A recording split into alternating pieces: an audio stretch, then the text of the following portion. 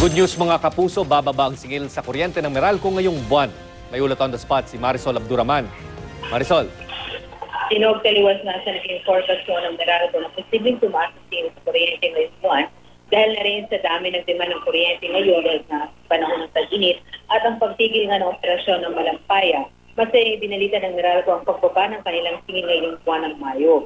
Bumaba kasi ng 70 centavos kada kilowatt-hour ang generation charge. Ang nasabing bawas singil ay dahil daw sa pagbaba ng generation cost mula sa lahat ng supplier ng Meralco.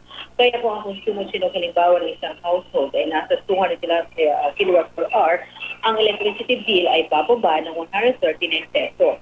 Nasa 9.98 pesos na lang kasi kada kilowatt hour ang singil mula ito sa dating singil at 10.68 pesos. Mas mababa rin ito kaysa ng 1.46 pesos kung ikukumpara sa 11.44 per kilowatt-hour na singil naman noong May 2014. Gayun ba man, hindi raw masabi ng Meralco ngayon kung magtutuloy-tuloy itong bababa.